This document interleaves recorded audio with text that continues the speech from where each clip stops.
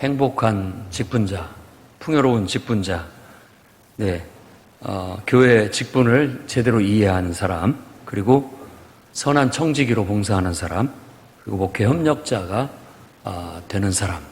오늘은 그 네 번째로 말의 덕을 세우는 사람이라는 주제로 같이 여러분들이 직분자로서 하나님 앞에 온전히 바로 서는 그런 일꾼들이 다 될 수 있기를 바랍니다. 오늘 읽은 이 말씀은 야고보가 행함으로 입증되어야만 하는 믿음에 대해서 강론하는 내용입니다. 그러니까 믿음이 행함으로 검증이 돼야 된다. 말로만 믿는다고 하지 말고 행함으로 내 믿음을 보이라는 그런 권면 속에서 오늘 말씀이 나왔습니다. 그러니까 진실한 믿음은 다 행함으로 검증이 되고 실천되는 겁니다. 이게 행함이나 실천이 따르지 않는 믿음은 뭔가 모르게 알맹이가 없는, 능력이 없는 그런 신앙이라고 말할 수밖에 없습니다.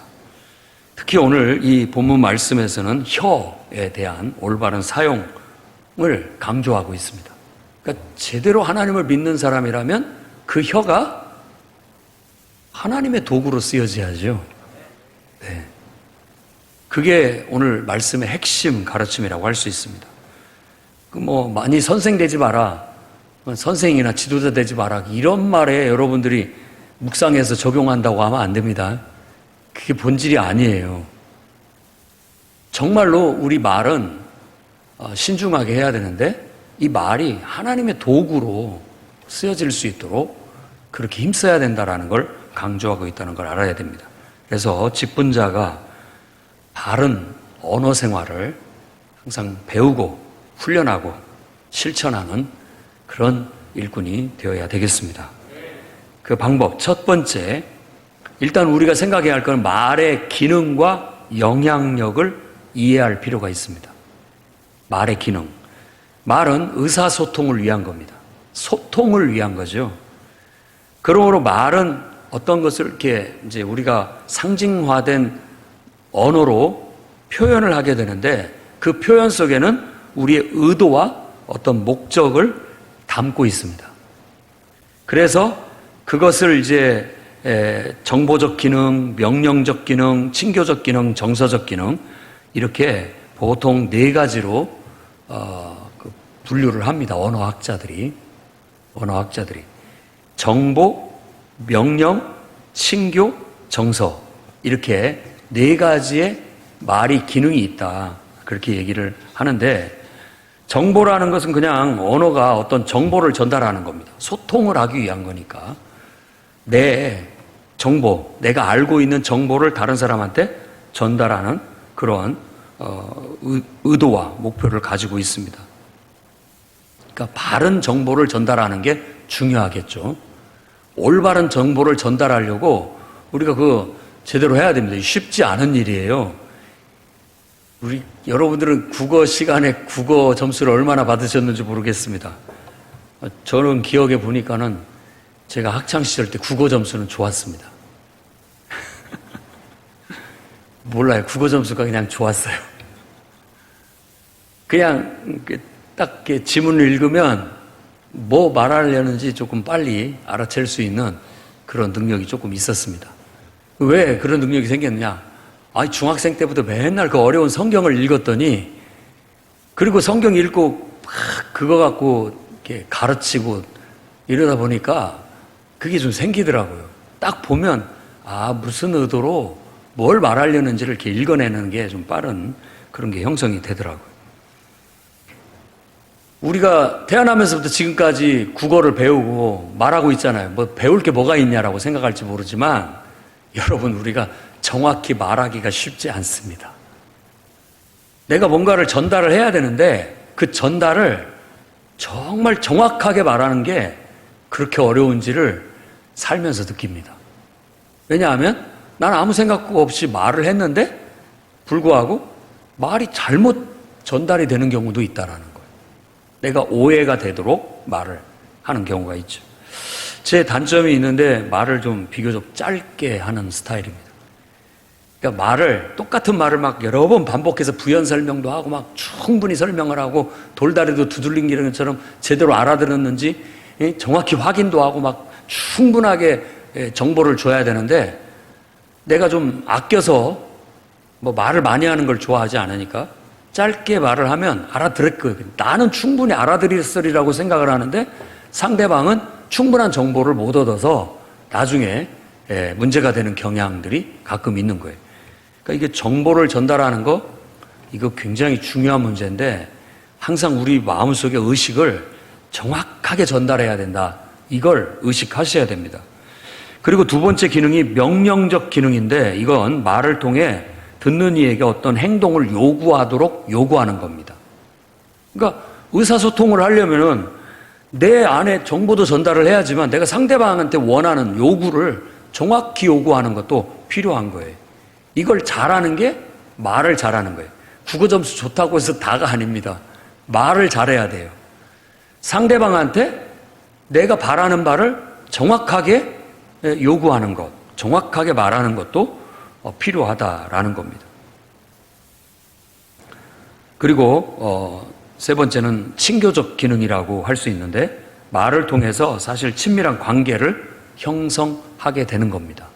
말이라는 게 말을 트면 관계가 트이는 거예요. 연결이 되는 거라고요. 말을 안 한다라는 것은 관계를 단절한다는 어떤 의미를 갖고 있는 거예요. 그래서 말을 내가 내 정보를 상대방한테 준다라는 것은 그 사람하고 내가 친하게 지낼 의향이 있다라는 거고요. 상대방한테 뭔가를 요구한다라는 것은 그만큼 친밀해졌다라는 그런 의미가 있는 것이죠. 그래서 대화가 잘 통하는 사람들이 관계가 좋습니다. 그 다음에 네 번째로는 정서적 기능이라고 해서 우리의 감정이나 태도를 표현하는 기능을 갖고 있습니다. 그러니까 감정과 태도를 표현하는 거예요. 슬프면 슬픔을 표현할 수 있어야 되고 또 화가 나면 화가 나는 것도 표현할 수 있어야 되겠고 재미있으면 재밌다가도 표현할 수 있어야 되고 또 싫으면 싫다라는 것도 표현할 수 있어야 되는데 그런 모든 것들이 사실은 말을 통해서 이루어지는 기능들이라고 할 수가 있습니다. 그런데 우리가 어떤 정보를 주기도 하고 또 어떤 친구를 사귀기도 하고 또 도움을 요청하기도 하고 서로의 감정을 주고받기도 하면서 말이라는 것을 하게 되는데 이게 그렇게 간단하지가 않습니다. 쉬우면 뭐 큰 일도 없는 거죠. 근데 이 세상이 말 때문에 엄청나게 복잡한 일들이 일어나요. 지금 뭐 뉴스도 우리가 보겠지만 뉴스 너무 자세히 자주 듣는 것도 그렇게 썩 좋지 않습니다. 그리고 정치인들의 말하는 습관은 부정적인 말을 습관을 갖고 있기 때문에 그런 버릇을 배우면 좋지 않습니다. 아주 좋지 않아요. 그리고 언론이라는 그 자체가 항상 비평적이기 때문에 부정적인 그런 영향을 주고 있어요. 그러니까 그런 것에 너무 우리가 노출되는 것도 한쪽으로 치우칠 수 있는 그런 문제가 될 수 있죠. 우리가 말을 할 때 어떤 하나의 표현을 하는데 그 표현할 때 내가 뭐 정보만 그리고 어떤 내 요구 조건만 어떤 친밀함만 감정 표현만 담은 게 아니라 이게 복합적으로 들어갑니다. 그래서 내가 야, 참 옷 참 예쁘다. 너 참 옷 참 예쁘다 라고 말했을 때 그 속에는 정보도 들어가 있고 또 내가 상대방을 칭찬하는 것이기 때문에 상대방과 더 가까워지고자 하는 친밀함의 의도도 들어있고 또 그때 내가 말투나 감정 표현을 그 속에 담아서 얘기함으로써 그 이상의 어떤 의사소통이 이루어지게 되는 거예요. 그런데 어쩔 때는 내가 의도하지 않은 것들까지도 그 속에 묻어 들어가 가지고 상대방에게 오해가 되는 겁니다. 그래서 오늘 말씀에 말한 것처럼 우린 다 실수가 많다. 말에 온전한 사람은 없다. 그래서 이 말로 정확하게 필요한 것만큼만 정확하게 객관적으로 말을 할 수는 있는 사람은 거의 없습니다. 그러니까 그런 문제들을 우리가 오늘 인정을 하고 이 이 설교를 들어야 된다라는 겁니다. 그래서 우리가 힘써야 할 것은 사실 노력해야 됩니다. 정확하게 상대방, 내가 말을 할 때도 내 의도나 목적을 오해 없이 정확하게 전달하는 훈련을 해야 할 뿐만 아니라 상대방이 말을 했을 때도 그 사람이 무엇을 말하려고 하는지 정확한 의도와 목적을 빨리 캐치하는 것이 필요해요. 그래서 우리가 국어 공부를 한 겁니다. 그래서 국어 시간 시험 볼 때마다 주제 파악을 빨리빨리 하게끔 만들었던 거예요. 근데 그게 잘 안 되는 사람들은 오해도 잘하고 이상하게 곡해하기도 하고 그래가지고 정확히 의사소통이 안 돼서 문제가 많이 되는 경우가 있죠.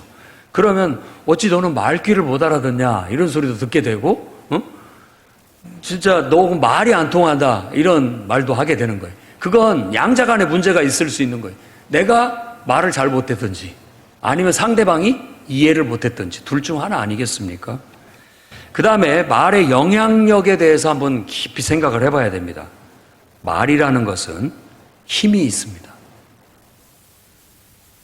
어마어마한 힘이 있어요. 그게 영향력이에요, 말이. 성경에도 그걸 얘기하고 있습니다. 창세기 1장에 태초에 하나님이 천지를 창조하셨을 때 빛이 있으라 말을 했더니 그 말대로 됐잖아요. 그게 말의 힘, 말의 능력인 거예요. 만일 여러분들이 오늘 순수하게 생각해서 내가 말한 대로 된다고 한다면 말 함부로 하시면 안 됩니다. 옛날에 마이다스 손이라고 그 왕이 축복을 구했잖아요. 내가 손대는 건 다 황금이 되게 해달라고. 그 단순한 요구였어요. 그 순간 생각했을 때. 그러니까 그냥 딱 만지면 다 황금이 되고 그러니까 얼마나 좋아요. 근데 사랑하는 딸한테 그냥 가가지고 사랑스럽다고 아무 생각 없이 안 하니까 딸도 황금으로 변해버린 거 아니에요. 그러니까 말을 함부로 하면 안 됩니다. 정말 그렇게 되면 어떻게 할 거예요? 주의해야 되는, 말에는 엄청난 힘이 있고 영향력이 있기 때문에 주의해야 된다라는 겁니다. 창세기 1장 3절에 빛이 있으라. 그랬더니 빛이 있었다. 정말 하나님의 말대로 세상은 창조됐어요. 또 요한복음 1장 1절과 14절에도 이렇게 얘기합니다. 태초에 말씀이 계시니라. 이 말씀이 하나님과 함께 계셨으니 이 말씀은 곧 하나님이시니라. 사실 말씀이라고 했지만 존칭어를 써서 말씀이지 말이에요. 말이 있었단 말이에요. 그 말 속에는 어떤 하나님의 계획, 하나님의 뜻, 하나님의 의도, 하나님의 목적이 있었다는 거예요. 그 목적이 14절 말씀 보면은 한번 볼까요? 요한복음 1장 14절. 말씀이 육신이 되어 우리 가운데 거하심에 우리가 그의 영광을 보니 아버지의 독생자의 영광이요 은혜와 진리가 충만하더라. 말씀이 육신이 됐잖아요. 이게 말이 현실이 된 거예요. 하나님의 뜻이, 하나님의 의도가, 하나님의 목적이 말한 대로 그대로 이루어졌다. 물질적으로, 시간 안에서 현실적으로 그대로 이루어졌다라는 겁니다. 그래서 말의 능력을 잘 활용하시면 여러분에게 유익합니다. 나는 성공한다 하면 성공하는 겁니다. 아멘입니까? 나는 큰 사업가가 되겠다 하면 사업가가 되는 겁니다. 나는 국회의원이 되겠다 하면 국회의원이 되는 거죠. 나는 대통령이 되겠다 하면 대통령이 되는 거죠. 그 말대로 된다면, 이 말씀 그대로. 처음에 말이 있었어요. 근데 그 말이 그냥 아무것도 아닌 게 아니에요. 그 말이 뭔가를 형성하기 시작하고 뭔가를 이루기 시작하고 능력을 나타내고 영향력을 나타내더니만 그것이 내 눈앞에 물질적인 현실이 되어 떡 나타나는 거예요. 이게 말의 능력이고 그 말의 영향력이라고 할 수 있다라는 겁니다. 오늘 말씀에도 그 말의 강력한 영향력을 좀 부정적으로 말했지만 4절 말씀에 배를 봐라. 그 큰 배가 조그만한 키로 움직인다. 운전대를 말하는 거예요. 조그만한 운전대 하나로 그 큰 배도 움직인다. 그 키, 혀도 그만큼의 능력이 있다라고 말하고 있는 거예요. 그래서 이 혀를 얼마나 영향력이 있는지, 이 혀를 우리가 잘못 사용하면 온몸을 더럽힐 뿐만 아니라 삶의 수레바퀴까지 다 살라버린다. 그 불이 지옥에서 나온다 라고 그렇게 얘기함으로써 우리 인생을 그 말 한마디로 완전히 망가뜨려 버릴 수도 있는, 불태워 버릴 수도 있는 그런 강력한 파괴력과 영향력을 가지고 있다고 말하고 있는 겁니다. 그러니 말로 우리는 좋은 것을 창조할 수도 있고 나쁜 것을 창조할 수도 있습니다. 여러분은 어떤 사람이 되고 싶습니까? 하나님처럼 말로 생명을 창조하시고 좋은 것들을 창조하시기 바랍니다. 기왕에 한다면.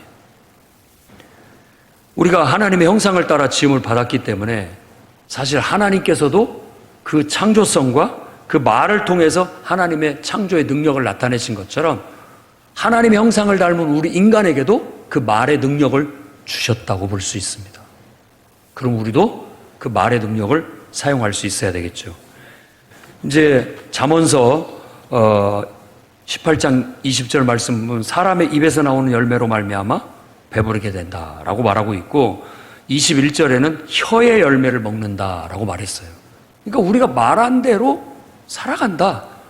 말하는 결과를 우리가 얻는다. 그렇게 얘기하는 거예요.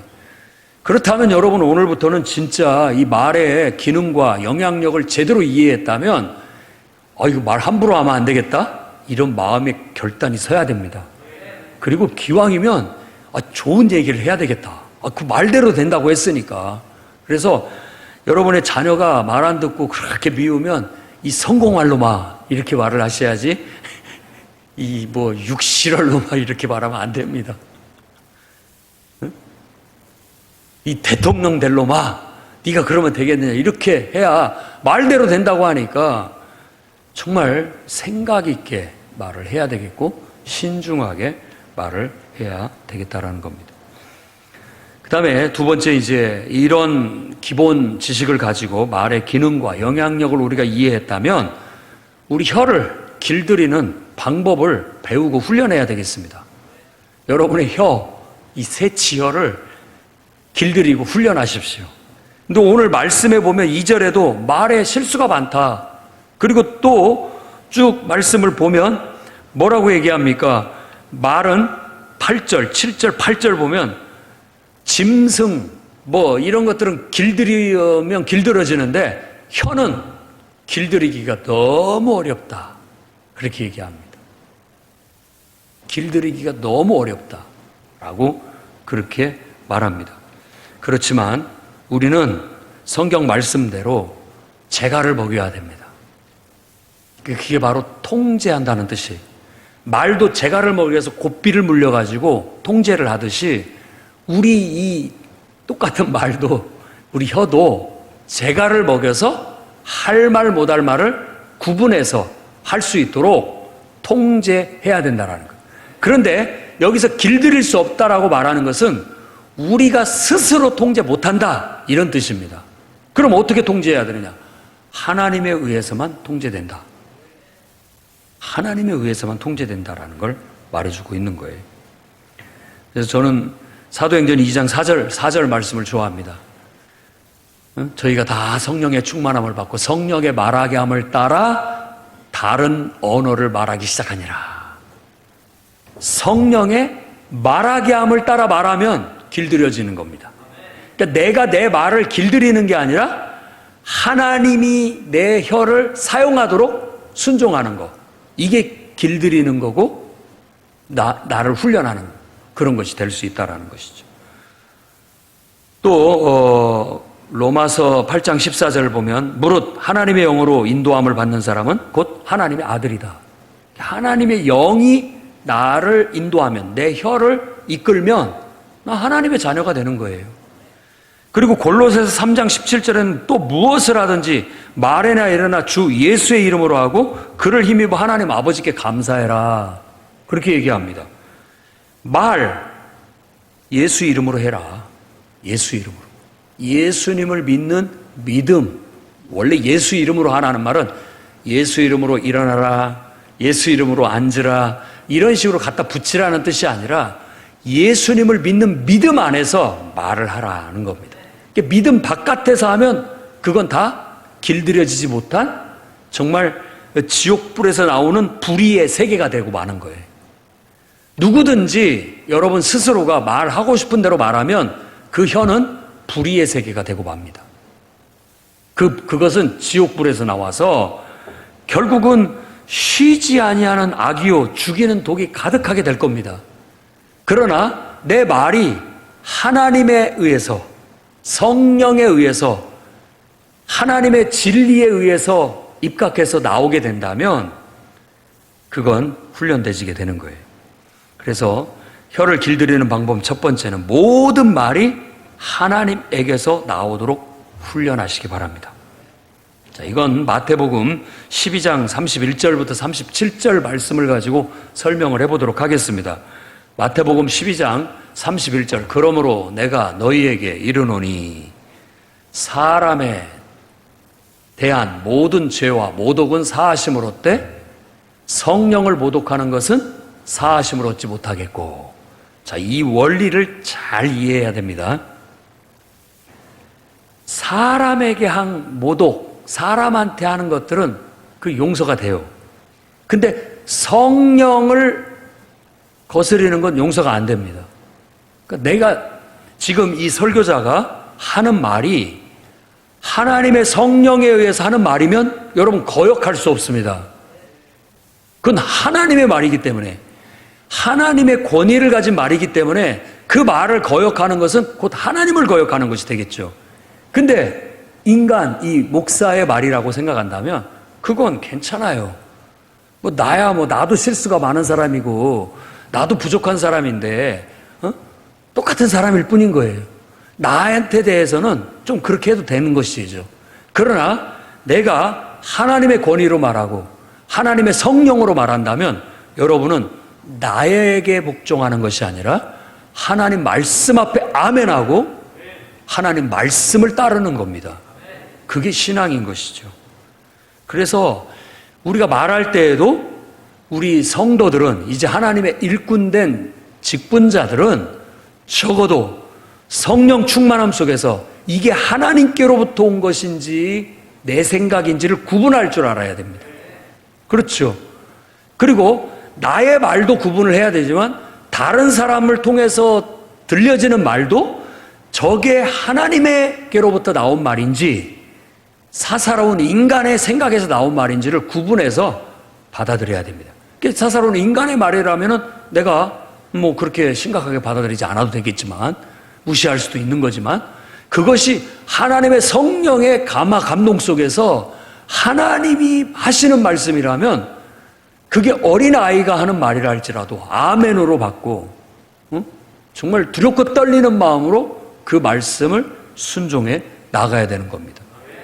그러니까 여러분들도 때로는 주의 일꾼이니까 하나님의 성령에 의해서 말하는 법을 배우셔야 되는 겁니다. 내가 하는 게 아니에요. 일꾼들은, 하나님의 일꾼들은 우리 안에 하나님께서 말씀하실 때가 있고 하나님께서 어떤 말을 주실 때가 있는 거예요. 그 말을 하나님의 권위를 가지고 말할 수 있어야 됩니다. 그게 일꾼인 것이죠. 그 말에는 창조의 능력이 있어요. 정말 심령과 골수를 찔러 쪼갤 수 있는 살았고 운동력 있는 말씀이 되는 거예요. 그래서 사람에게 강력한 영향력을 주게 되는 거죠. 진짜 성령의 감동 속에서 금과 은은 내게 없거니와 내게 있는 것으로 내게 주노니 나사렛 예수 그리스도 이름으로 명하노니 일어나 걸어라 라고 말했을 때 그 말은 베드로의 말이 아니라 베드로의 영성과 그의 믿음으로 하는 말이 아니라 그 말은 그 안에, 베드로 안에 있는 성령께서 하시는 말씀이었기에 그게 능력이 돼서 나타난 거예요. 능력이 돼서. 바울이, 바보의 바울이라고 하는 사람, 그 이름도 똑같아요. 예수. 그 방해하고 있을 때 가서, 하나님을 방해하는 너에게 하나님이 그냥 벌을 내리실 것이라고 말했을 때 갑자기 눈이 캄캄해지고 더 이상 말할 수 없었습니다. 그런 능력들이 나타나게 되는 것이죠. 하나님의 말로 천지가 창조됐는데 하나님이 말씀하시면 병이 안 낫겠습니까? 하나님 말씀하시면 안전뱅이가 어떻게 안 일어나, 죽은 자도 말씀하시면 일어나고 깨어나는 것이죠. 그게 말의 능력인 거예요. 그래서 우리는 정말 하나님의 말씀으로 하나님이 주신 말을 할 줄 아는 훈련을 쌓으셔야 됩니다. 그 다음에 12장 33절 말씀 보면 나무도 좋고 열매도 좋다 하든지 말씀을 봅니다. 나무도 좋고 열매도 좋다 하든지 나무도 좋지 않고 열매도 좋지 않다 하든지 하라. 그 열매로 나무를 아느니라. 좋은 나무가 당연히 좋은 열매 맺는 거죠. 아니 포도나무가 포도 맺는 거죠. 포도나무가 무화과를 맺을 수는 없잖아요. 좋은 나무는 좋은 열매를 맺어요. 나쁜 나무는 나쁜 열매를 맺어요. 그러면 아니 누구는 좋은 나무고 누구는 나쁜 나무입니까? 이건 우리의 본질을 얘기하는 거예요. 본질. 내가 좋은 나무라는 말은 내 안에 하나님께로부터 나온 것. 이거 좋은 겁니다. 하나님께로부터 말미암아 말과 행동이 나온 것. 이건 좋은 거기 때문에 당연히 결과가 좋겠죠. 그러나 이것이 내 사사로운 생각이나 혹은 욕심이나 사탄에 의해서 속아가지고 나온 거라면 나쁜 동기가 되는 거잖아요. 그러니까 결국은 그 나쁜 것에 의해서 나쁜 열매가 맺어지게 되는 거예요. 그 열매를 보면 그 나무를 아는 거예요. 아, 이것이 사탄의 역사구나. 아, 이게 하나님께로부터 온 것이 맞구나. 라고 우리가 분별할 수 있는 건 그 열매를 보고 그 말의 결과를 보고 알 수 있다라고 말하고 있는 겁니다. 그래서 우리가 모든 말을 할 때 항상 하나님에게서부터 나오는 말을 할 수 있도록 훈련하고 길들여야 됩니다. 이 말은 하나님의 선한 의도와 목적에 따라서 내 말을 걸러야 된다는 의미가 되는 겁니다. 하나님의 선한 의도와 목적에 내가 하는 말이 맞느냐, 이건 좋은 나무예요. 그렇기 때문에 좋은 열매가 맺어질 거란 말입니다.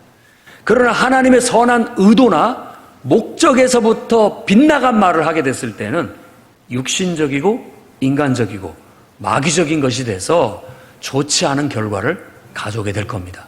한번 여러분들의 언어 생활을 한번 분석해 보시기 바랍니다. 진실하게 분석해 보십시오. 얼마만큼 내가 하나님의 선한 의도와 그분의 목적에 맞게끔 말을 주의하고 있는가. 그래서 우리가 주의해야 할 것이 있다면 내 자유야. 내가 말하는데 뭐 내 자유지. 이거 주의하셔야 됩니다. 특히 우리 사회에 있는 언론의 자유라는 이유를 가지고 할 말 못할 말 가리지 않고 말하는 것은 그건 마귀짓이다. 이렇게 아셔야 됩니다.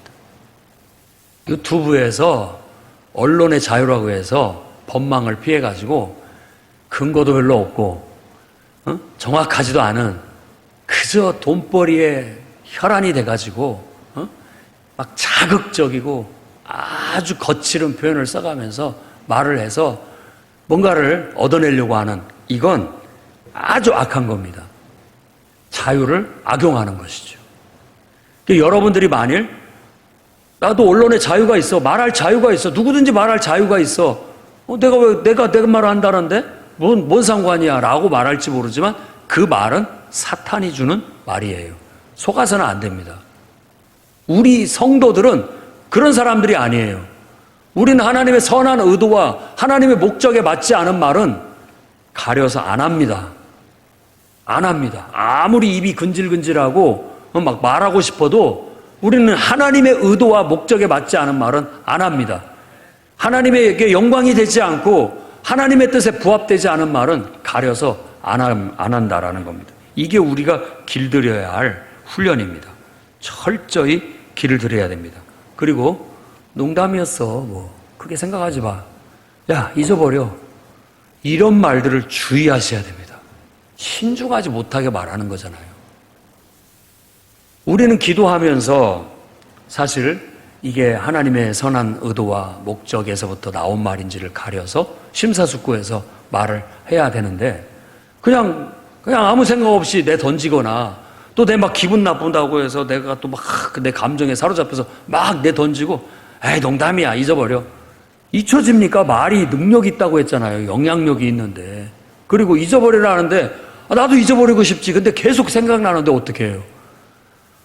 이게 영향력이 있기 때문에. 그러니까 아예 하지 않는 것이 중요합니다. 말이라고 다 하는 게 아니에요. 성경은 그래서 잠언서나 그리고 서신서에 말에 대한 교훈을 굉장히 많이 주고 있어요. 예수를 믿으면 제일 먼저 말이 변해야 된다. 말이 하나님에 의해서 도구로 쓰여져야 된다. 그러니까 말이 성령 받고 성령의 말하게 함을 따라서 말하는 훈련을 통해서 변화돼야 된다. 그래서 성령을 받으면 방언을 말하게 하나님께서 하신 것 같아요. 그 훈련하라고. 하나님에 의해서 말하는 법을 훈련하라고. 이건 우리가 변화돼야 할 아주 중요한 요소입니다. 예수 믿고 나더니만 제가 완전히 달라졌네? 뭘 보고 아느냐? 말이나 말투가 달라져서 알 수 있습니다. 옛날 같지가 않아. 제 말이 옛날에는 그냥 막 거칠고 제멋대로 말하고 막 욕이며 뭐 별의별 소리 다 했는데 요즘 제가 말이 없어질 뿐만 아니라 아니 완전히 달라졌네? 이게 느껴지는 거예요. 그러니까 변화가 말에서 제일 많이 느껴질 수 있다는 거예요. 여러분들도 예수 믿는 자들이니까 그것도 하나님 앞에 이제 은혜 받고 성령 받고 주님의 일꾼들이 되었으니까 여러분의 말이 하나님의 도구로 쓰여질 수 있도록 하나님의 선하신 의도와 목적에 맞게만 내 말이 쓰여지게 해주십시오라고 기도하며 나아가시기를 바랍니다. 순식간에 어떤 말을 하려고 할 때 일단 멈추십시오. 그리고 생각해 보시고 이게 하나님의 선한 뜻과 의도에 맞는가. 그래도 그것이 확신이 들지 않거든 기도하십시오. 기도하고 여러분들이 하나님의 뜻이라고 확신한다면 말하십시오. 그러면 됩니다. 때로는 내가 오해할 수도 있지만 이 태도가 굉장히 중요한 거예요. 하나님의 뜻이라고 믿었기 때문에 말했다라는 거. 이게 우리가 선 반석이에요. 신앙생활은 그렇게 하는 겁니다. 근데 그런 것과 무관하게 통제 없이 그냥 무방비 상태로 자유분방하게 마음대로 하는 것은 그건 아직 거듭나지 못한 우리들의 삶의 태도라고 볼 수 있습니다. 자, 혀를 길들이는 방법 두 번째는 적절하고 효과적인 표현 방법을 개발하시기 바랍니다. 자, 하나님의 의도도 알 것 같고 목적도 알게 됐어. 그러면 그것을 가감없이 전달을 해야 될 거 아니에요. 적절하게. 그리고 효과적으로. 적절하고 효과적으로. 이건 왕도가 없습니다. 이 사람에게는 이런 말이 적절하고 효과적일 수 있지만 저 사람에게는 다른 말로 해야 효과적일 수 있고 적절할 수가 있다는 거예요. 사람에 따라서 다를 수 있는 거예요. 굉장히 섬세하고 부드러워서 말을 잘 알아듣는 사람은 부드러운 소리와 적은 말로도 충분히 효과를 발휘할 수가 있습니다. 그러나 잘 못 알아듣고 반응이 늦은 사람들에게는 조금 더 강도가 높은 말로 해야만 효과적일 수 있고 적절할 수가 있는 거예요. 그러니까 이건 뭐 효과적이고 적절하다라는 것은 어떻게 뭐 정답을 가르쳐 드릴 수가 없어요. 여러분들이 기도하면서 성령님이 주시는 지혜, 분별력을 가지고 사람에 맞게끔 정말 말할 수 있도록 훈련해 나가야 되겠습니다. 잠언서 15장 23절에 같이 한번 읽어볼까요? 잠언서 15장 23절 사람은 그 입에 대답으로 말미암아 기쁨을 얻나니 때에 맞는 말이 얼마나 아름다운고. 때에 맞는 말, 때에 맞는 말 하셔야 됩니다. 이게 적절하고 효과적인 거예요. 이건 지혜를 구해야 됩니다. 그래서 여러분 평상시 국어 공부를 잘해야 돼요. 그래야 이 때에 맞는 말을 잘 알 수 있습니다. 책을 많이 읽으셔야 됩니다. 그래야 빨리빨리 그걸 파악을 할 수가 있어요. 머리가 팍팍 돌아가는 거죠. 그 다음에 15장 28절에 의인의 마음은 대답할 말을 깊이 생각하여도 악인의 입은 악을 쏟느니라. 깊이 생각해보고 말해야 됩니다. 깊이 생각. 대답할 말을 깊이 생각해서 나쁠 것이 없습니다. 그런데 좀 성질이 급하거나 이런 사람들은, 물론 그 사람들 중에는 똑똑해가지고 아주 빨리빨리 그걸 캐치하고 빨리빨리 분석하는 사람들이 있습니다. 분명히 있어요. 그렇지만 너무 성급하게 아무 생각 없이 대답을 해가지고 오히려 문제가 될 수 있다는 것도 기억하셔야 됩니다. 그 다음에 이사야 50장 4절 말씀, 이사야 50장 4절 말씀,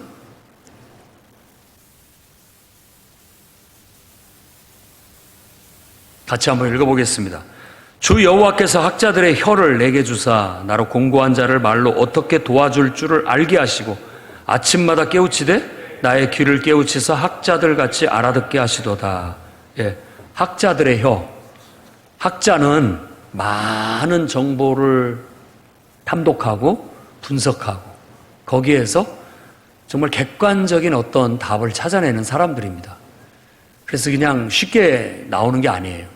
여러분들이 어떤 말을 들었을 때 몇 마디의 정보를 가지고 너무 쉽게 판단하지 마십시오.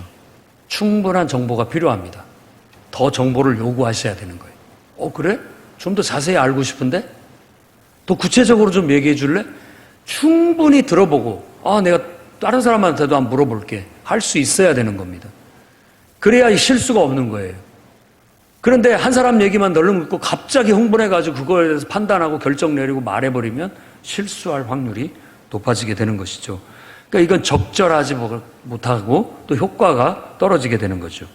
그러니까 학자들의 혀 같이 여러분들도 신중하게 잘 분석해서 말할 수 있어야 되겠습니다. 자, 골로새서 4장 6절 말씀, 골로새서 4장 6절 같이 한번 읽어보겠습니다. 너희 말을 항상 은혜 가운데서 소금으로 맛을 냄과 같이 하라. 그리하면 각 사람에게 마땅히 대답할 것을 알리라. 너희 말을 항상 은혜 가운데 소금으로 맛을 냄과 같이 하라. 굉장히 좋은 말입니다. 너희 말을 은혜 가운데서 해라. 늘 은혜 가운데서. 하나님의 임재, 하나님의 사랑 속에서 내 말이 나온 건지 생각해봐라는 거예요. 이게 싹 사라진 상태에서 나온 말이라면 차라리 입을 닫으십시오. 별로 안 좋을 수 있기 때문에. 그러나 내가 기도하는 가운데 예배하고 은혜 받은 가운데서 은혜 가운데서 하는 말이라면 그건 괜찮습니다. 소금으로 맛을 냄과 같이 해라 라고 하는데 이 소금은 바로 그 은혜를 은유적으로 말하는 것이라고 볼 수 있습니다. 소금이라는 게 모든 음식에 다 맛을 내는 겁니다. 소금이 안 들어가면 맛이 안 나요. 원주민에게 쌀밥을 해가지고 줬어요. 먹더니만 대대대 뱉어버립니다. 맛이 없다고. 소금기를 살짝 쳐서 주니까 맛있다고 먹어요. 소금이 그렇게 맛을 내는 겁니다. 그러니까 이 효과적인 면, 적절한 면을 잘 생각해 보십시오. 그 사람이 뱉어내버리면 아무 소용없지 않습니까?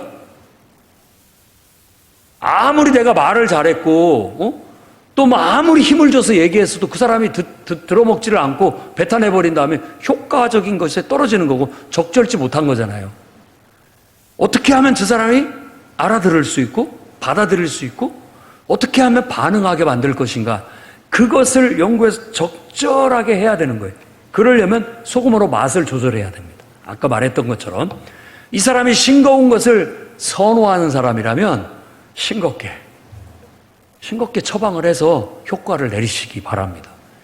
저 사람이 짠 것을 좋아하는 사람이라면 짜게 해서 주면 효과적일 수 있습니다. 더 아예 맛이 없으면 받아들이지를 않으니까, 입맛에 안 맞는다고 아예 거부를 해버리니까 그 사람의 입맛에 맞게끔 해주는 것도 어떤 면에서는 배려인 것이죠.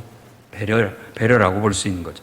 그래서 좀 여러분들도 말하는 훈련을 하십시오. 스피치 훈련은 그 웅변 연습이 아닙니다. 정말로 스피치는 그냥 나오는 게 아니에요. 모든 인격에서부터 바탕이 되고 내가 삶에 살아오면서 온 모든 경험과 모든 축적된 인격이 바탕이 돼서 나오는 거예요. 그래서 내가 어떻게 하면 정말 정확하게 말할 것인가? 그리고 또 어떻게 하면 저 사람을 내가 충분히 이해하면서 그 사람을 배려하면서 내가 요구하는 것을 알아듣게 전달할 것인가? 이걸 고민하지 않으면 안 되는 거죠. 그래서 못 모르는 사람은 말이 쉽다고 생각하고 함부로 말하지만 아는 사람은 말처럼 어려운 게 없다라고 생각합니다. 여러분이 만일 신문에 논설을 쓰는 사람이라든지 글을 쓰는 사람이라고 한번 생각해 보십시오. 혹은 대통령의 그 대변인이 돼서 글을 써갖고 해야 된다고 생각해 보십시오. 얼마나 썼다 지우고 정말 왜곡됨 없이 정확하게 필요 적절하게 말하는 걸 계속 수정해서 결국은 대통령한테 허락을 받고 그렇게 해도 되겠다, 잘했다 했을 때 그걸 발표를 하는 거 아니겠습니까? 그런데 그 의중에 맞지 않게 내가 글을 써서 발표를 해버렸다든지 내 마음대로 해서 그냥 내가 발표를 해버렸다든지 나는 그 자리에서 잘립니다. 그리고 그 책임을 다 물어야 되는 것이죠. 그만큼 말이 어려운 거예요. 그리고 무서운 겁니다. 말 무서운 줄을 알고 신중하고 아주 적절하고 효과적으로 의사를 전달할 수 있도록 표현할 수 있도록 여러분들이 평상시 많은 훈련을 쌓을 수 있기를 바랍니다. 그 다음에 세 번째 우리가 혀를 길들이는 방법은 상대방의 말을 알아듣는 훈련을 하셔야 되는 겁니다. 우리가 말하는 것도 중요하지만 상대방의 말을 듣는 훈련이 필요합니다. 야고보서 1장 19절 말씀 같이 읽어보겠습니다. 내 사랑하는 형제들아 너희가 알지니 사람마다 듣기는 속히 하고 말하기는 더디하여 성내기도 더디하라. 말하기는 더디하며 성내기도 더디하라. 듣기는 속히 해라 라고 말했는데 듣기를 속히 해라 말보다는 듣는 것이 앞서야 된다라는 표현입니다. 그렇죠? 듣는 것을 충분히 잘 들어야 충분히 그 말의 의도나 목적을 이해하고 반응할 수 있게 되는 거죠. 근데 말이 내가 제대로 못 알아들었을 때는 말이 길어져요. 그리고 표현이 거칠어집니다. 말이 못 알아들었을 때. 그러니까 시간 낭비하는 거죠. 그러니까 충분히 심사숙고해서 누군가가 말하려고 할 때 행여라도 내가 잘못 들을까봐, 행여라도 뭔가를 놓칠까봐, 행여라도 제대로 이해하지 못했을까봐 노심초사 주의하면서 들어야 되는 거예요. 한마디 놓치지 않으려고. 그리고 학생들이니까 학교에서 공부하는 게 그런 훈련이에요. 선생님이 말하는 걸 노트 필기해라. 그게 바로 그것을 훈련하는 거예요. 정확하게 뭘 말씀하시는지를 정확히 요약하고 정확히 파악하고 정확히 들을 수 있는, 알아들을 수 있는 훈련을 하는 거죠. 그걸 우리가 초등학생 때부터 지금까지 해오는 거예요. 그런데도 불구하고 누가 뭔 말을 하면 잘 못 알아듣는 경우도 많습니다. 곡해하는 경우도 있고 왜곡하는 경우도 있고 그렇습니다. 그러니까 정말 하나님 앞에서 우리가 기도하면서 지혜와 계시형을 달라고 하고 지혜의 말씀, 지식의 말씀의 은사를 달라고 하면서 상대방이 말하는 걸 정말 앞에서 이사야 50장 4절에서 말한 것처럼 정말 학자들의 귀를 주셔서 깨닫게 해달라고, 정말 뭔 말을 하려는지 딱 알아듣고 네 알아들었습니다, 이러이러한 말씀이죠, 정확히 알아들었습니다, 그리고 반응을 한다면 여러분은 사랑받게 될 것이고 인정받게 될 것이고 존귀함을 얻게 될 것입니다. 자, 이사야 6장 9절 말씀을 한번 읽어보도록 하겠습니다. 이사야 6장 9절,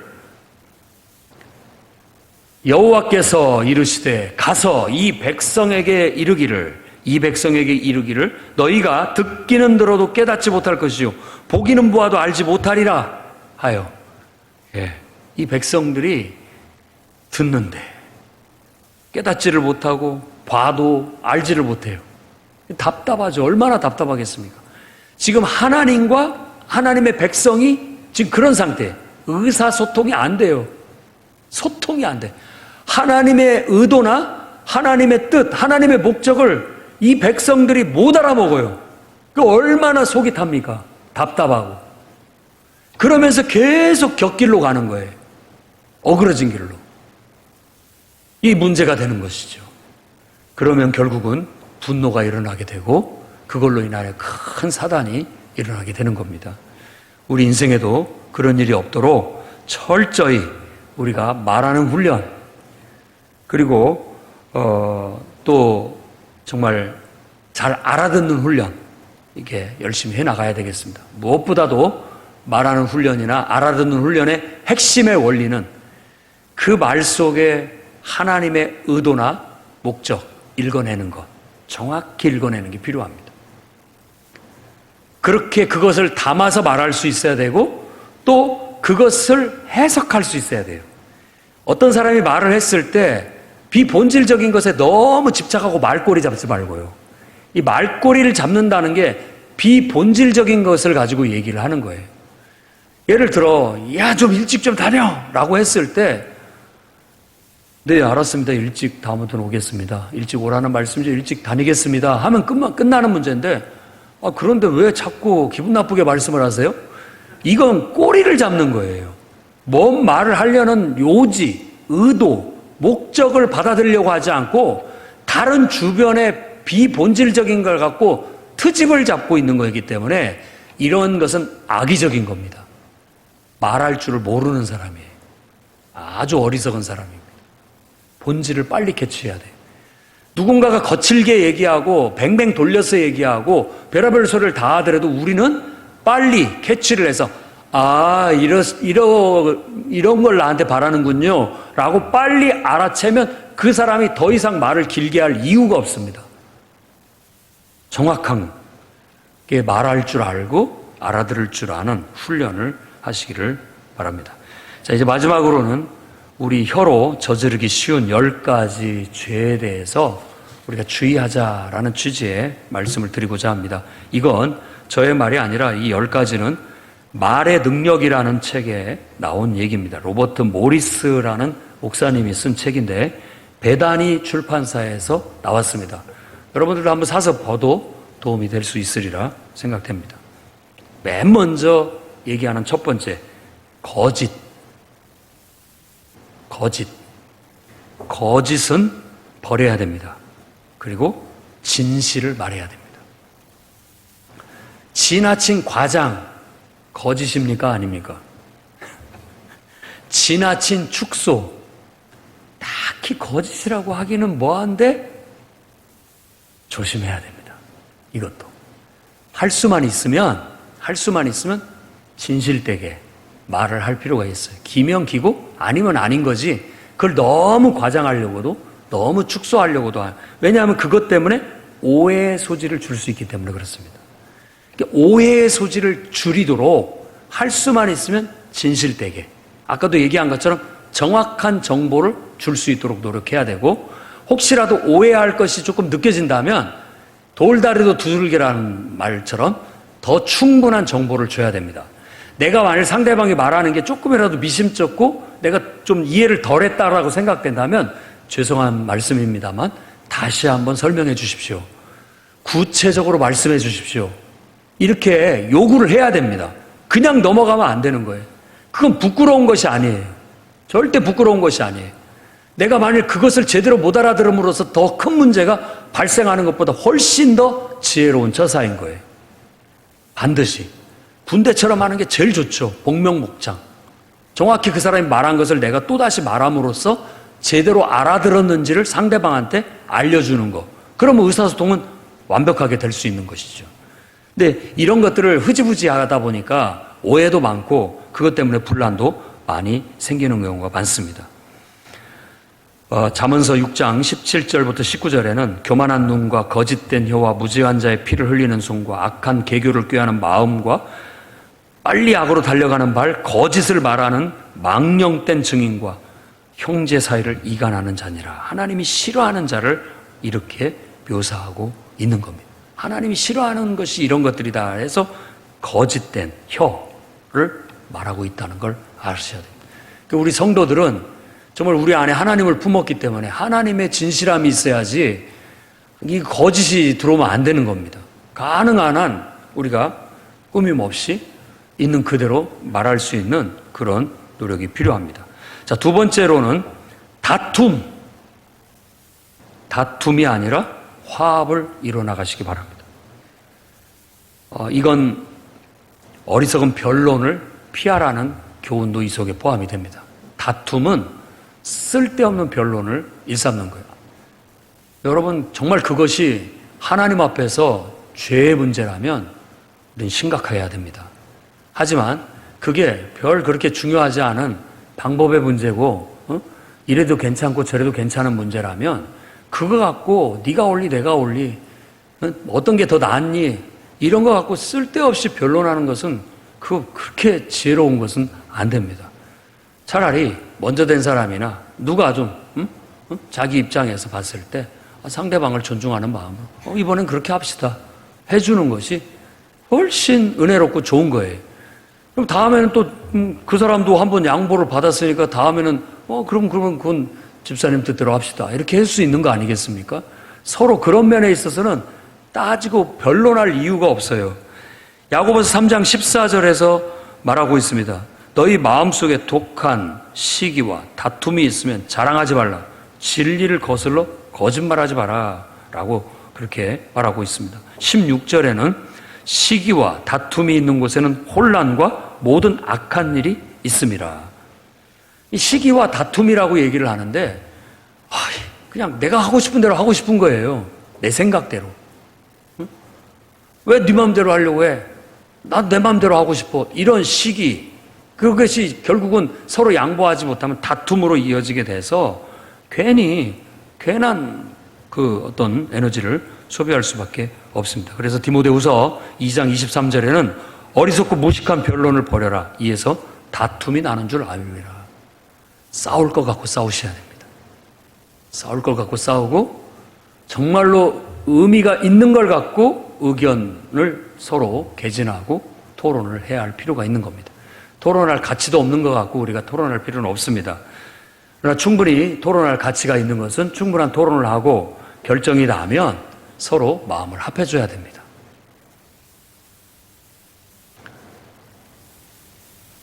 잠언서 20장 3절에는 다툼을 멀리하는 것이 사람에게 영광이기를 미련한 자는 다툼을 일으킨다. 그냥 가는 곳마다 다툼을 일으키는 건 썩 좋지 않습니다. 할 수만 있으면 좀 화합으로 갈 수 있도록 여러분들이 은혜롭게 분위기를 잘 이끌어 나갈 수 있기를 바랍니다. 세 번째로는 험담은 줄이고 칭찬은 늘려가시기 바랍니다. 고린도후서 12장 20절에 내가 갈 때 너희를 내가 원하는 것과 같이 보지 못하고 또 내가 너희에게 너희가 원하는 것과 같이 보일까 두려워하며 또 다툼과 시기와 분냄과 당짓는 것과 비방과 수군거림과 거만함과 혼란이 있을까 두려워한다. 사도 바울이 고린도 교회 성도들 만나는 걸 굉장히 염려했습니다. 만났을 때 이 믿음 안에서 이게 이렇게 목회자와 성도의 서로 존중감이 있어야 되는데 이 만나면 분명히 막 갈 것 같은 분위기가 있다라는 거예요. 그래 굉장히 만나는 걸 염려했어요. 이게 목회자로서 무시당해버리면 내가 어떻게 하나. 하나님의 권위가 그런 염려를 갖고 있었습니다. 또 목회자가 있는데 그 앞에서 성도들끼리 막 서로 대들고 싸우면 어떻게 하나. 그런 꼴을 내가 어떻게 보나 하는 두려움이 있다는 걸 솔직하게 고린도서에 썼습니다.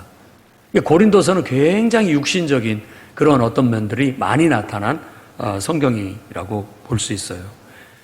할 수만 있다면 우리 교회 분위기나 모든 공동체의 분위기는 험담, 비방이나 험담은 줄여가고 칭찬을 늘려가야 되겠어요. 칭찬.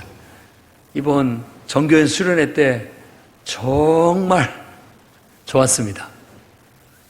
찬양도 좋고 또 성도들이 이렇게 서로 화합하고 협력하는 것도 좋았고 같이 기도하는 것도 좋고 모든 게 좋았어요. 헌신이 다 기쁜 마음으로 은혜 가운데서 하니까 정말 보기도 좋고 은혜 가운데 잘 맞췄어요. 우리가 가니까 비가 안 왔고 또 우리가 오니까 비가 왔습니다. 네, 남들은 뭐 우연이라고 말할지 모르지만 하나님이 우리와 함께 하셨다라고 말할 수 있는 것이죠. 기왕이면 좋은 얘기. 할 필요가 있습니다. 그 다음에 네 번째로는 거짓 정보 전달하기. 이거 주의해야 됩니다. 거짓 정보를 전달하기 전에 확인부터 정확히 하자. 중상하는 자라고 잠언서 10장 18절에 중상하는 자는 미련한 자다 라고 말했는데, 이 중상이라는 게 거짓 정보를 전달하는 겁니다. 가짜 뉴스도 사실 거짓 정보입니다.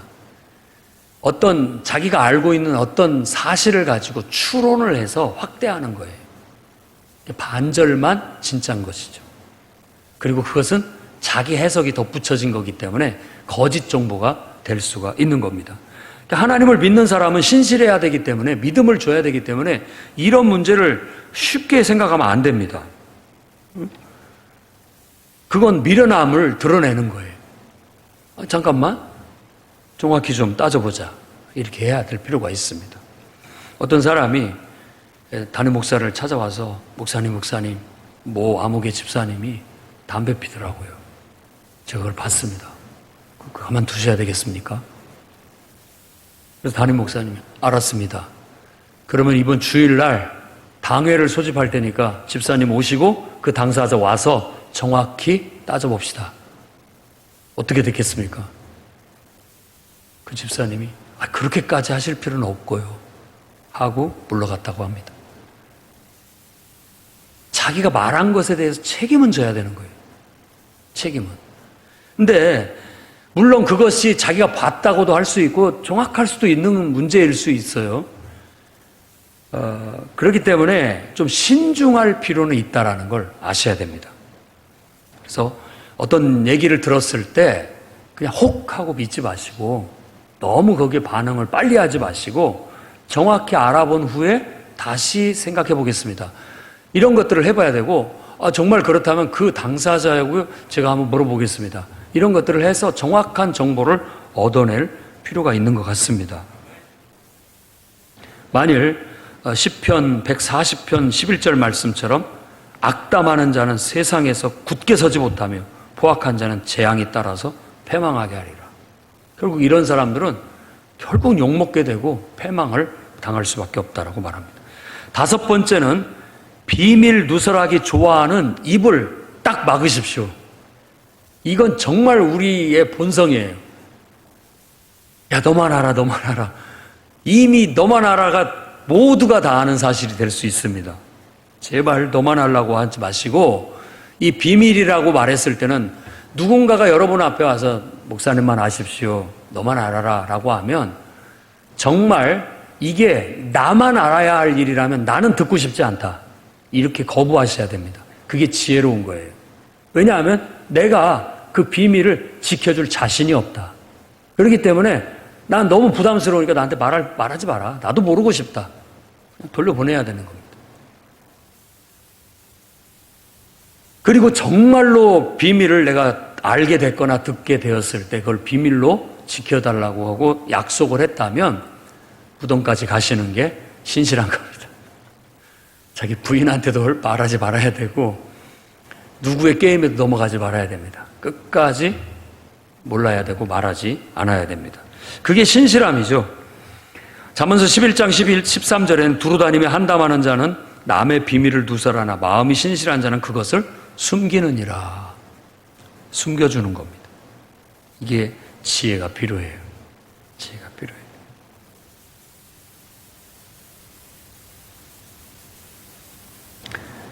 한 목사님이 그날 예배를 드리는데 와야 될 집사님이 교회를 예배를 안 왔더래요. 그래가지고 어떤 집사님한테 물어봤더니 낚시하러 갔다라는 거예요.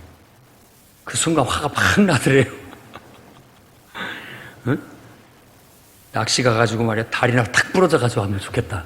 자기도 모르게 그렇게 말을 했대요. 그러니까 이제 그 집사님이 내 얘기를 들은 거잖아. 그래가지고 분명히 그 집사님한테 가서 그 얘기 하면 어쩌나 염려를 했는데, 아니나 다를까 그 낚시간 집사님한테 전화가 오면 목사님 찾아뵙고 드릴 말씀이 있습니다. 큰일 났다. 이거 분명히 가서 전달했구나 라고 생각을 한 거예요. 그래가지고 망설이다가 만나자고 하는데 그냥 또 걱정된 마음에 만났다고 합니다. 그랬더니 그 집사님 와서 하는 말이, 목사님 죄송합니다. 제가 주일날 예배 드려야 되는데 또 친구들이 이렇게 요구를 해서 낚시를 따라갔습니다. 그 모 집사님이 저한테 와서 얘기하는데, 목사님께서 제가 낚시 간 것 때문에 많이 염려하고 계시다고 그렇게 전해 들었습니다. 저를 염려해 주셔서 감사합니다. 앞으로는 주일날 그런 일 없도록 하겠습니다. 그래가지고 가슴을 쓸어내리고 그 집사님이 그렇게 말해준 거에 대해서 너무 감사하게 생각을 했다고 해요. 진짜 가가지고, 야, 너 목사님이 말이야, 낚시 가가지고 다리나 부러져서 오라고 그렇게 말했다고 하면 그거 어떻게 되겠습니까? 시험 들어가지고. 근데 지혜롭게 그 말의 뜻은, 의도나 목적은 그를 염려하는 것이라고 여겼기 때문에, 목사님이 너 이렇게 한 것 때문에 염려를 많이 하시더라 라는 말로 해줬기 때문에 이게 은혜롭게 모든 문제가 해결될 수 있었다는, 지혜를 배울 필요가 있습니다. 함부로 말하는 건 어리석은 겁니다. 남의 말 하기를 좋아하는 자는 별식과 같아가지고 뱃속에 깊은 데로 내려간다고 했는데, 정말 어쩌면 그렇게 좋아하는지 몰라요. 저도 예외는 아닙니다. 가끔 가다가 목사님들끼리 그런 말들도 하곤 하는데, 쉽지 않아요. 유혹을 떨쳐야 됩니다. 그 다음에 6번째는 저주의 말을 축복의 말로 바꾸시기 바랍니다. 저주의 말보다는, 욕하는 거라든지 저주하는 말보다는 축복의 말을 더 많이 할 수 있기를 바랍니다. 7번째는 자기 이익을 위해 하나님의 이름을 함부로 사용하지 마십시오. 함부로 갖다 붙이는 거 아닙니다. 여호와의 이름을 망령되이 부르지 말라고 십계명에 분명히 말하고 있습니다. 우리가 누구든지 이제 자기를 위해 사는 자 없고, 자기를 위해 죽는 자도 없습니다. 살아도 주를 위해 살고 죽어도 주를 위해 죽는 자가 되었습니다. 자, 하나님의 이름을 나를 위해서 악용하고 이용해 먹지 마시고 하나님을 위해서 여러분들이 이용당하는 그런 삶을 사시기 바랍니다. 8번째는 더러운 말을 내뱉기를 감사하는 말로 바꾸시기 바랍니다. 그 다음에 마지막 9번째는 시시비비를 가리기보다는 이해하려고 노력하십시오. 자꾸 그렇게 했습니까? 안 했습니까? 왜 그랬습니까? 따지고 들지 말고, 아까도 말한 것처럼 그 말하는 의도와 목적에 집중을 해서 이해하려고 노력을 하신다면, 괜히 말꼬리 잡고 서로 말다툼, 쓸데없는 말다툼 하지 않고, 오래 가지 않고 빨리빨리 이해해서 좋은 쪽으로 소화시켜 나갈 수 있게 돼서 아주 좋다고 볼 수 있습니다. 잠언서 26장에는 그것을 나무가 닿으면 불이 꺼지고 말쟁이가 없어지면 다툼이 쉬느니라 라고 그랬어요. 계속 분란을 더 부추기는 거예요. 시시비비를 가린다는 거. 그래서 문제를 풀기 위해서 만난다고 하는데, 그 풀기 위한 것이 시시비비를 가리는 거라면 푸는 게 아닙니다. 그 불에 장작더미를 더 얹는 게 더 큰 문제가 되고 마는 거예요. 차라리 이해하려고 그냥 다 그 원래의 선한 의도, 선한 목적을 빨리 이해하고 받아들이게 된다면 더 이상 우리가 시시비를 가릴 이유가 없어요. 그런데 네가 말했냐 안 했냐, 했냐 안 했냐, 이 말 했어 안 했어 따지면서 그거 갖고 문제를 잡으려고 한다면 오히려 계속 장작불은 타오르고 그것이 내 인생을 다 불태울 수도 있다는 걸 기억해야 됩니다. 마지막 10번째는 불신을 전염시키는 일을 주의해야 됩니다. 그리고 오히려 신뢰와 순종을 전염시키는 자들이 되셔야 됩니다. 고린도후서 1장 20절에는 하나님의 약속은 얼마든지 그리스도 안에서 예가 되니 그런즉 그로 말미암아 우리가 아멘하여 하나님께 영광을 돌리게 하느니라. 이게 하나님의 뜻이고 하나님의 말씀이고 성령의 은혜 가운데 나온 거라면 아멘 하고 그냥 하면 되는 거예요. 그거 가지고 뭘 따질 것이 없습니다. 아멘으로 받고 하나님께 영광이 되면 되는 것이잖아요.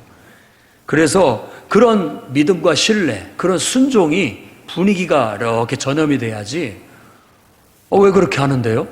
꼭 그렇게 해야 됩니까? 이런 식으로 나오는 거 자기가 똑똑한 것 같고 잘내 보이지만 전혀 도움이 되지 않습니다. 그건 좀 심각하게 지혜롭게 생각해 볼 필요가 있는 거예요. 그렇게 할 만한 것을 갖고 하십시오. 정말 목숨 걸고 그렇게 해야만 되는 일 아니라면 아멘, 그렇게 합시다, 해봅시다, 이렇게 나아갈 수 있어야 됩니다.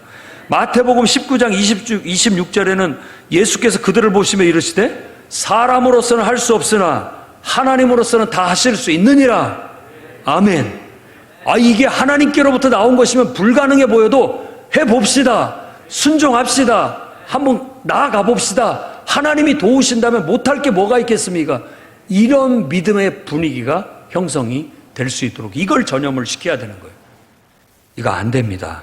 민수기 13장 31절에서 말한 것처럼, 30절 31절에서 말한 것처럼 갈렙과 여호수아는 아니 이것은 반드시 우리가 이긴다, 가자, 하나님이 우리와 함께 하시는 그들은 우리 밥이다, 할 수 있다라고 하는데 나머지 10사람들은 야 우리 못한다, 그들이 우리보다 강하다. 이게 전염이 확 됐다고 얘기해. 그래서 가네스 바데아에서 그 길을 돌이켜서 광야길로 돌아가게 되는 거예요. 불신이라는 게 전염이 되면 아무 일도 못합니다. 힘이 안 나요. 이게 하나님의 말씀은 살았고 운동력이 있어서 그 말이 창조적인 능력이 돼서 아멘하고 그 말이 그냥 능력이 돼서 우리의 행동에, 우리의 역사에 일어나야 될 일이 돼야 되는데 안 돼요, 못해요, 못합니다, 안 돼요. 이렇게 주저앉으면 아무 일도, 아무 역사도 일어날 수가 없는 거예요. 그래서 저는 오늘 마지막으로 여러분들이 정말 하나님 앞에 이게 하나님께로부터 주어진 명령이고 이게 하나님께로부터 온 말씀이고 이게 하나님께로부터 온 계획이고 이게 하나님께로부터 온 뜻이라고 믿어진다면 아멘으로 받으시고, 불가능해 보인다 할지라도 이게 하나님이 주의 종을 통해서 주신 말씀이고 계획이면 해봅시다. 하나님이 도우시면 뭐가 안 되겠습니까? 할 수 있습니다. 서로 그 믿음으로 다 전염이 돼서 한마음 한뜻으로 위대한 역사를 이뤄나가는 일꾼들이 다 되시기를 주의 이름으로 축원합니다. 기도하겠습니다. 거룩하신 주님,